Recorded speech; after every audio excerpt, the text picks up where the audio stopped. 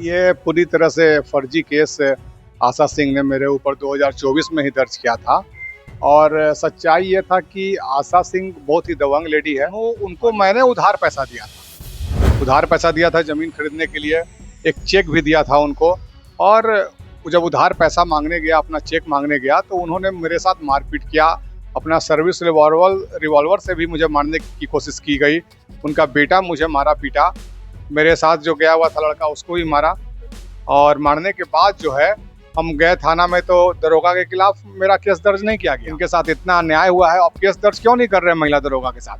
आखिर महिला दरोगा से आपकी क्या संलिप्तता है? हाई कोर्ट का ये जजमेंट है कि मेरा एक स्लोगन भी है कि नीतीश जी ने बिहार को किया शराब मुक्त, और हम सब मिलकर बिहार को करेंगे प्रदूषण मुक्त। उनके ऊपर भी कार्रवाई होनी चाहिए। मैं तो आदरणीय मुख्यमंत्री श्री सम्राट चौधरी जी से मांग करता हूं कि इसमें जिसकी भी संलिप्तता है, अगर मेरी भी संलिप्तता है, तो मेरे ऊपर भी कार्रवाई हो।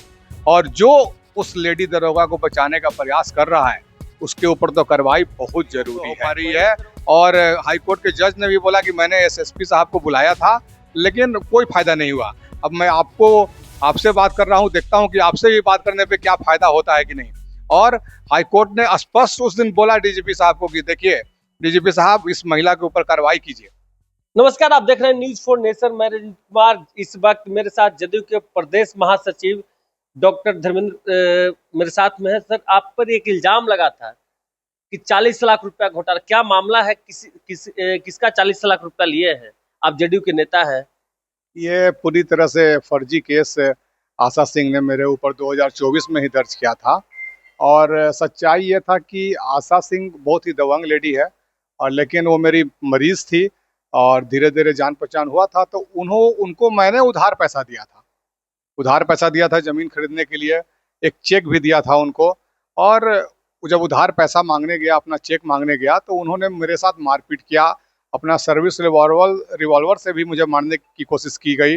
उनका बेटा मुझे मारा पीटा। मेरे साथ जो गया हुआ था लड़का, उसको भी मारा।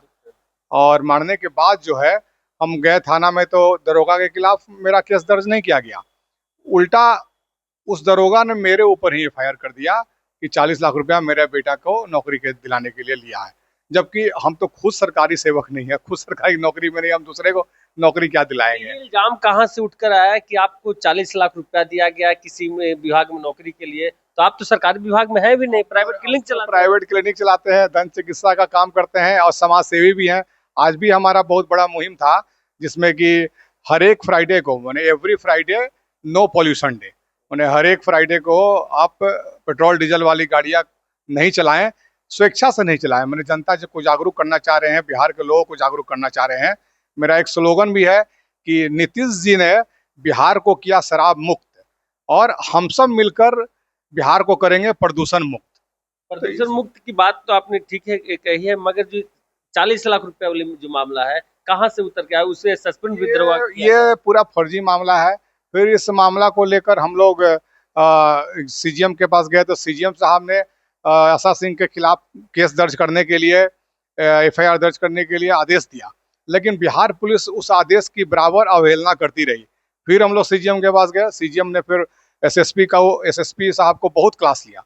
फिर हम लोग कोर्ट में गए, हाई कोर्ट में, तो एसएसपी साहब को करीब 1 से 2 घंटे तक खड़ा रखा गया कि डॉक्टर धर्मेंद्र के बार बार कहने के बावजूद, सीजीएम के कहने के बावजूद भी इनके साथ इतना अन्याय हुआ है, अब केस दर्ज क्यों नहीं कर रहे हैं महिला दरोगा के साथ?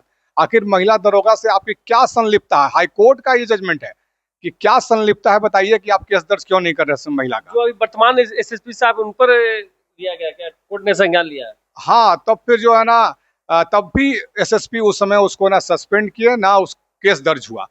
बहुत अथक प्रयास के बाद पिछले साल दिसंबर में उस आशा सिंह के ऊपर केस दर्ज हुआ बहादुरपुर थाना में, लेकिन कोई कार्रवाई नहीं हुई। आप ही से सूचना हमको मिल रही है कि आज उसको सस्पेंड किया गया है।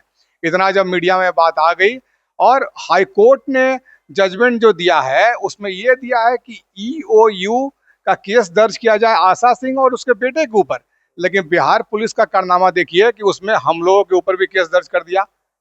अरे, जब हाईकोर्ट आदेश ही नहीं दिया है मेरे ऊपर केस दर्ज करने का, तो आप क्यों दर्ज किए मेरे ऊपर केस?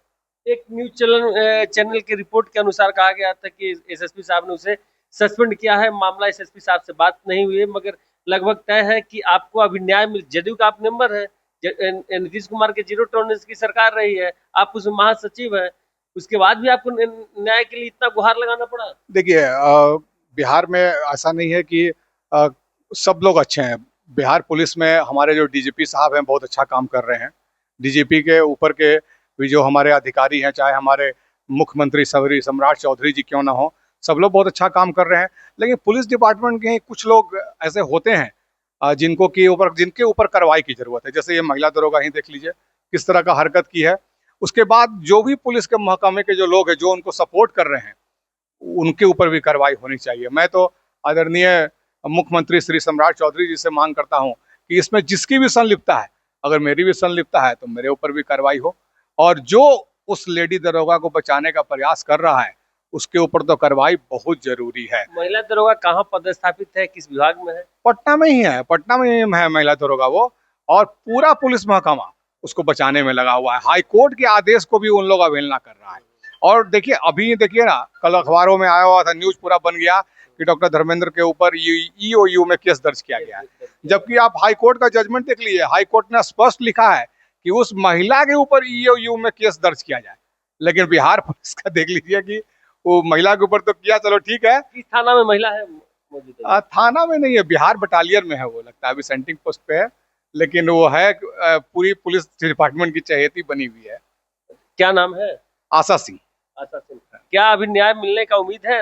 आपकी सरकार है, आप आरोप देखिए हम लोग तो भाई आदरणीय पूर्व मुख्यमंत्री माननीय श्री नीतीश कुमार जी के सिपाही हैं, और हम लोग पूरा उम्मीद करते हैं कि न्याय मिलेगा ही। और अभी वर्तमान में जो हमारे मुख्यमंत्री हैं आदरणीय श्री सम्राट चौधरी जी, उनसे तो हम लोगों को पूरी उम्मीद है। वो एक तो बैकवर्ड माइंडेड भी हैं, और हम लोग भी बैकवर्ड है, अति पिछड़ा समाज से आते हैं। हम चाहते हैं कि भाई हम लोग को न्याय मिले। न्याय मिले। इन्होंने साफ तौर से कहा है कि हाई कोर्ट ने एसएसपी साहब के ऊपर फटकार लगाई है। एसएसपी साहब को कई घंटे तक कोर्ट रूम में खड़ा किया गया है, क्या सच्चाई है? हाँ, अभी कुछ दिन पहले डीजीपी साहब को भी बुलाया गया था। तो डीजीपी साहब उस दिन शपथ समारोह था, तो शपथ समारोह की वजह से नहीं गए, और वीडियो कॉन्फ्रेंसिंग पे पटना हाई कोर्ट के जज साहब और डीजीपी साहब दोनों आमने सामने हुए, और दोनों में बातचीत हुई। तो उसमें मेरे वकील ने बोला कि नहीं, कोई कार्रवाई नहीं हो पा रही है, और हाई कोर्ट के जज ने भी बोला कि मैंने एसएसपी साहब को बुलाया था लेकिन कोई फायदा नहीं हुआ। अब मैं आपसे बात कर रहा हूं, देखता हूं कि आपसे भी बात करने पे क्या फायदा होता है कि नहीं। और हाई कोर्ट ने स्पष्ट उस दिन बोला डीजीपी साहब को कि देखिए डीजीपी साहब, इस महिला के ऊपर कार्रवाई कीजिए। महिला के ऊपर कार्रवाई कीजिए। उन्होंने साफ तौर से हाई कोर्ट के आदेश पर महिला के ऊपर कार्रवाई की गई। देखने वाली बात है कि पुलिस कहां तक इन न्याय के हिरासत में लेती है, महिला को हिरासत में लेती है कि नहीं। अगर हिरासत में लेती है तो कौन सी परत है, कौन से क्राइम का ये घटना है, खुल करके सामने आएगी। आप देख रहे थे न्यूज़ 4 नेशन, तब तक के लिए नमस्कार।